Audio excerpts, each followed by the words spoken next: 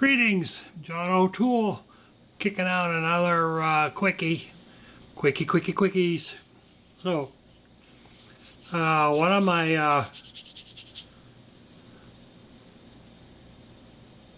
aids that I use is a power lift chair. My particular brand chair is called the Cat Napper, which is interesting because my cats do like to sleep on the top of the headrest of the chair. So, yeah, they're actually really good because sometimes I have trouble getting up from low chairs, and so I could even sleep in this chair. It'll go out to almost a full flat thing. Keeps my feet elevated, which is always good for people with lymphedema and diabetics. So it's very useful indeed. Matter of fact, I basically depend on it most of the time. And so if I ever get an RV, I'm going to have a place for my cat napper in it. Definitely a special design just for me. But anywho, so I've had cat nappers now for oh gee, it's probably been I don't know, maybe 8-9 years. I've had issues sleeping in beds. I tend to I don't like to sleep flat, so I have to sleep at an incline, and I tend to screw right down the bottom of the bed. I must look like a porpoise if someone did a time lapse of me sleeping too. So it's a problem for me. And sleeping in the cat napper is just plain wonderful. I can be in the position that I need to be in, and it works out great. Keeps my feet elevated. The only thing about it is it'd be nice, and I know I think Lazy Boy has it, is that you have an independent that the footrest could go up at on a different actuator than the back, and that would be nice because sometimes I like to be able to sit my feet up and actually sit up straight, and this one is only one actuator, but well, that's the way it goes, so. And there's probably reasons why they don't do it that way, and plus it's just more expensive. It's probably another $500 for a chair, because when I was initially looking at them, that's about what they were. They're about $500 more for another actuator. It's probably the mechanism itself is probably all pretty similar. So anyhow, the every so often, the chair would stop working, and now before COVID, it would be hard to get parts for your cat napper. You can't. Nobody stocks them. All these furniture suppliers that say that they service your needs, they don't stock parts. They have to order them. And so I've had 3 cat nappers over that 8 years. The first one lasted quite a while, and then it failed, and I had to get another one. And the problem is the cats tend to chew up, everything on the chair. I've taken double-sided carpet tape and put it on my new chairs. That's what I've been doing, but I didn't know about that on my old chair. They had pretty much destroyed, all around the chair with scratching at it. This double-sided tape works. They just look for another spot that you didn't double-sided tape. Like the back of the chair where you can't, throw a pillow at them. But so my first chair was pretty pretty horrible, and we just ended up buying another chair, and they took that chair away. I should have taken the parts out of it before they took it away, but I just assumed everything was dead. You know, the assumption part you should never go with. You should always do is get out, you know, a good old trusty meter and figure out what exactly is wrong. Ooh, someone needs a battery. So a few months ago, actually, this is November, so it would have been August. I had to take a trip into town to go to the place that I get the catnappers at to pick out another chair. And actually I had to apply for a store credit to get the chair, because the chair cost about $1,200, and you know, it wasn't at a feasible time. When the chair actually comes to a stop, hopefully, if you're lucky, you're in a sitting position, so the foot's down and the back is up straight. And that was kind of how I had to sleep for a while, because that's my options. I'm not looking for sympathy. This kind of works for me. So maybe I'll cut all this part out.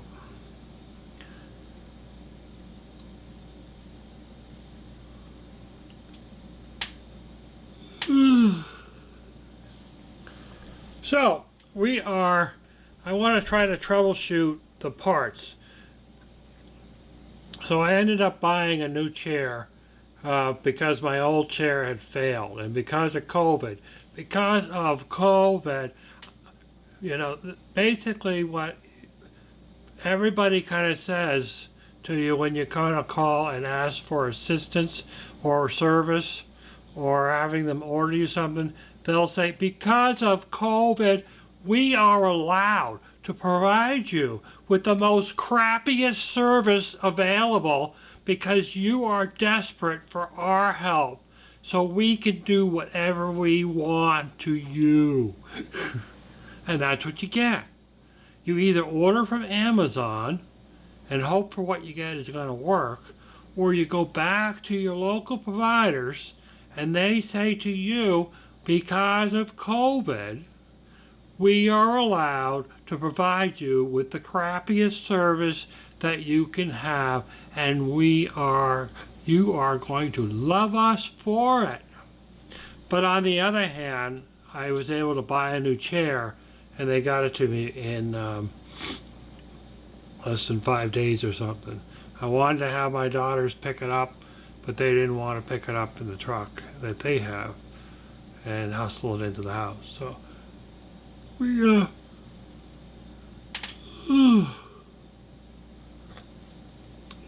it all worked out. But so anyway, I have the parts.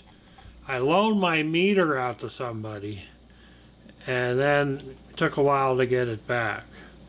I don't like to loan tools off to people, particularly they don't return them promptly. But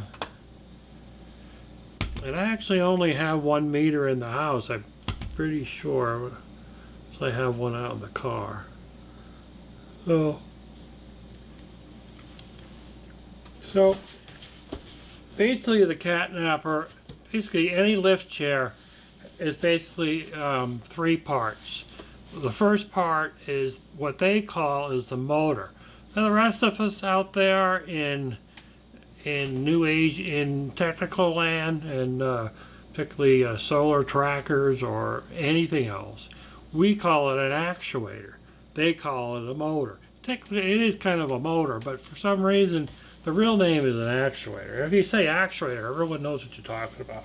If you say motor, nobody knows what you're talking about. So as you know, this is an actuator. See if I get on the whole screen.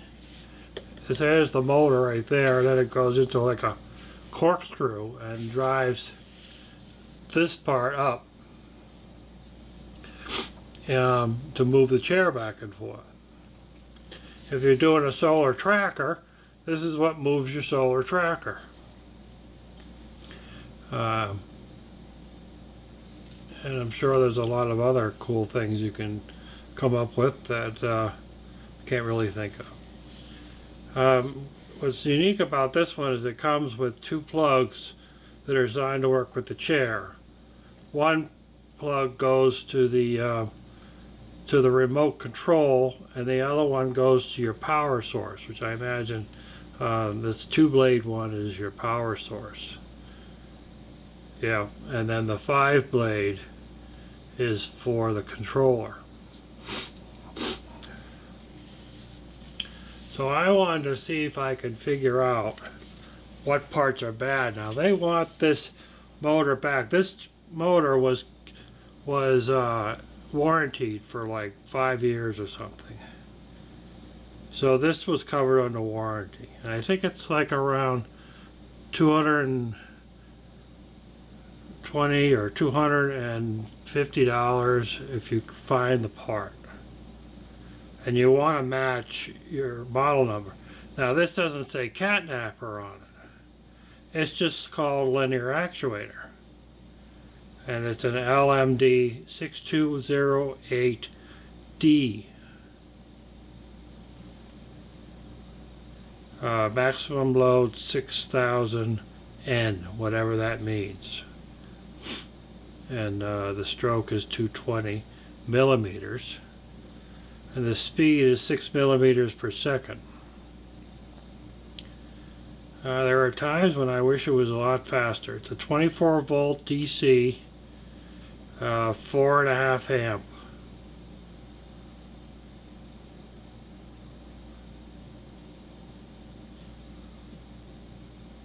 So, yeah.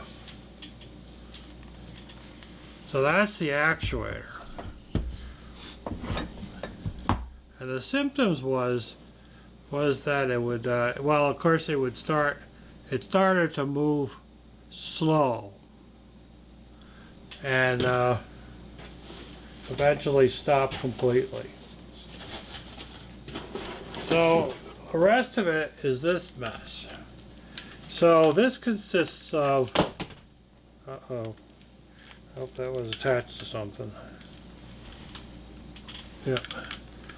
This is the power supply. Most of the power recliners, you have an option to put in a couple of 9-volt batteries, and that'll, if there's a power failure, it'll return your chair down to a neutral position so you can get out of it. Because if it's up, if your legs are up and the chair is back, it's quite a challenge. And then the controller, this is the controller. I'll bring it in close there so you can see it. It has a USB plug in it, which is a really good fast charger. It's better than the plug-ins, better than using your computer. Has 2 buttons that light up. These buttons are lighted up all the time. And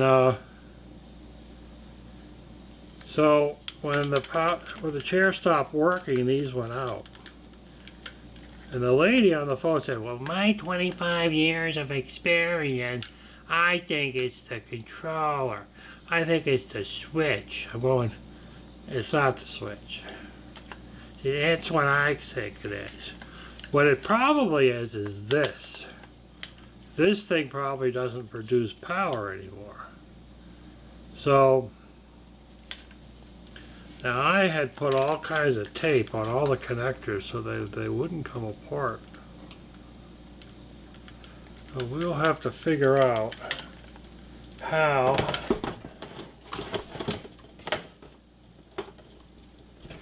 and actually the actuator is easy to replace. It's just in there with hitch pins. That's probably the easiest thing of the whole thing. The challenging is actually all this cable.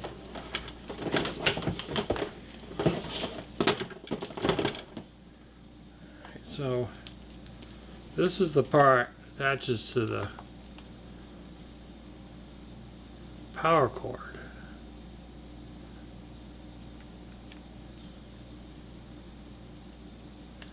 And then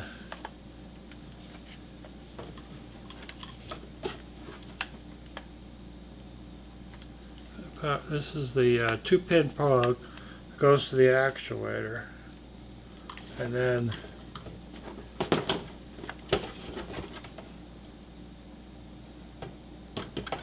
this here, of course, the AC. So I should be able to check the voltage on here and see power. And if I have power here, then it's the switch. And if the lights go out, we know that it isn't right. Because it's on the same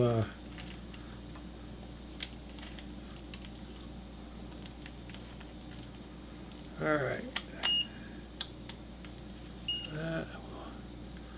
Put up our little standy poke so that I can see what I'm doing. So we're on DC, which I assume it's coming out DC. And well, I can't quite get into that connector, so I'm going to try. I'm going to plug this in here. Big pin into big plot.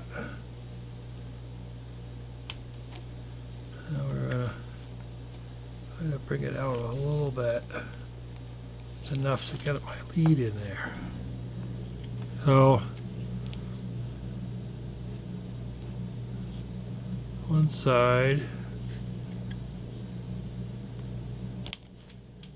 and don't do that.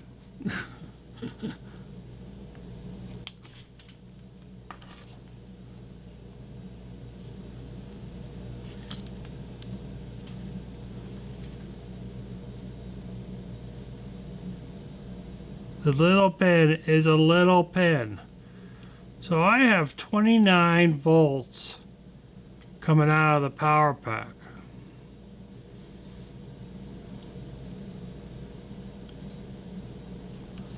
Huh. Let me just see what it is without the plug plugged in. And the only reason why I say that is that I have two 9-volt batteries. Now I got sparks because the little pin is a little pin and not a, it's really easy to go past it. So with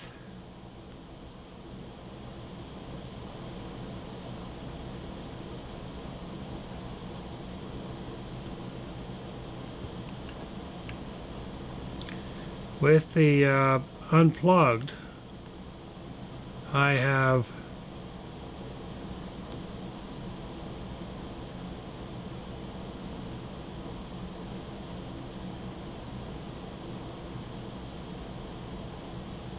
I have 23 volts. So my 9-volt batteries are must be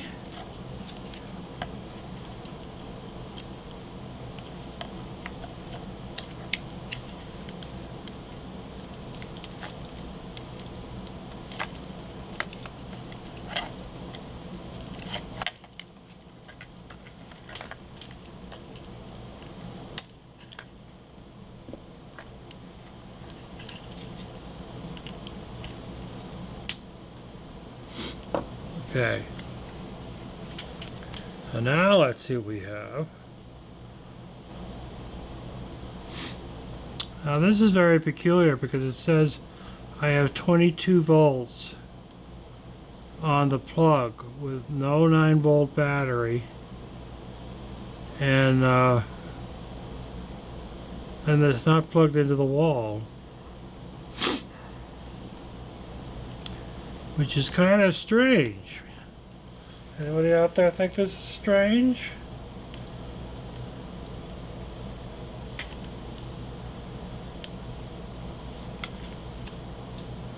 At least I think it's strange. So, next thing would be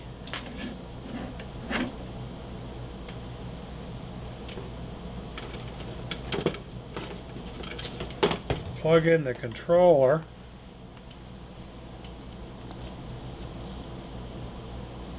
See what it does. Now we still have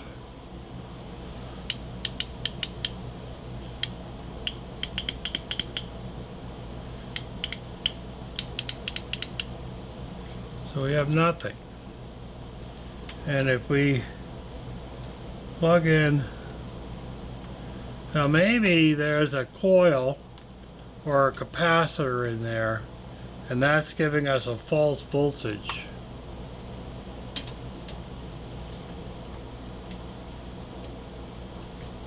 Without really knowing what's in the power pack. Now this is lighting up. And now it's working.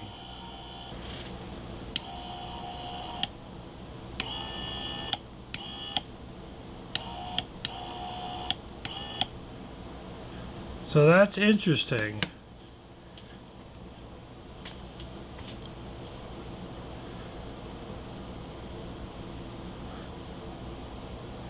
I don't know what the voltage on these batteries are.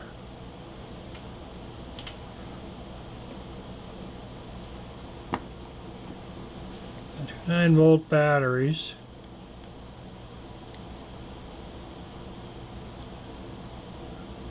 This is a 1.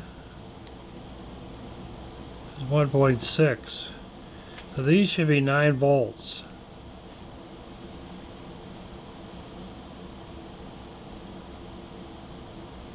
So these batteries are essentially dead.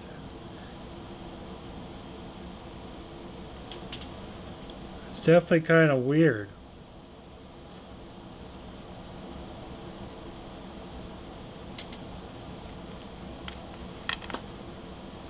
I know what happens if you put the batteries back on the system. And I got a green light on the power pack. Didn't know I was supposed to have a green light. That would have been a useful thing to know. There really isn't any information on there on how to troubleshoot these things, because it's all subject to the chair.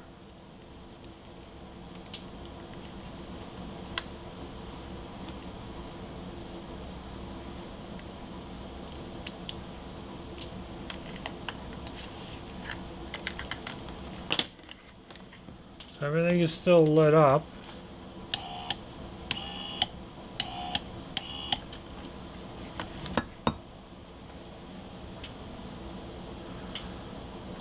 So the actuator,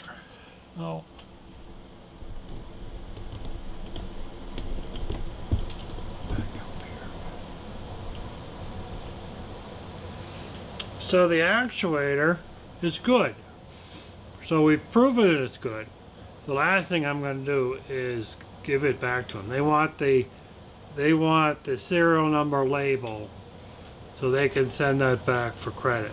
They won't send back the actuator. Matter of fact, I bet they would, if I gave them these parts, they would put them on the shelf to fix another chair. At least that's what I would do if I was running a service department. I would keep spare parts. And that's what all you guys do too, because you guys are like me. Don't throw things away unless you know they're bad for sure.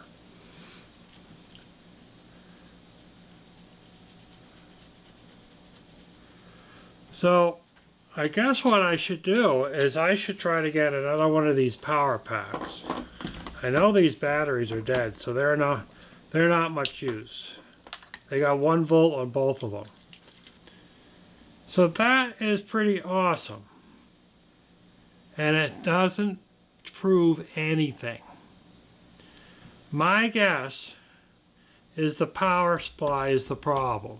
And it probably overheats and fails. And when it cools down, it starts to work again. because that's how it always seems to work. Things overheat and they fail. There's some internal fuse. So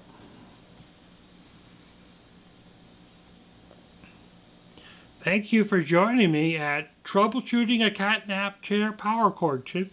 And I'm up with absolutely no conclusion. And just remember, we did it here first. Well, I'm sure we didn't first. But we did it here.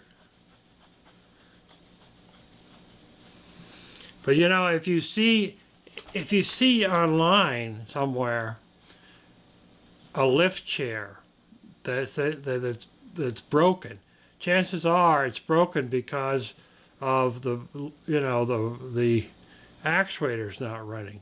And probably you could probably take it home, even if you had to put a new cushion, put a new covering over it.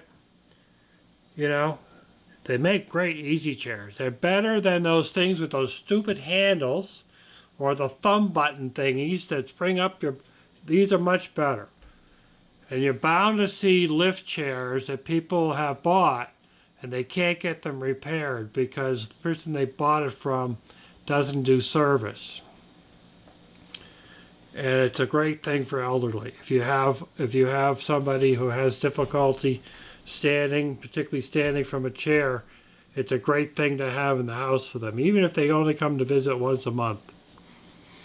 Of course. Well, I'm not going there. Yeah, I know you want me to talk politics, but I'm not going to do it. So, until next time, and some other quickie thingy, even though this is a half-hour video, I'm going to have to chop it up a bit. But I do like to chat. We will talk to you again and again.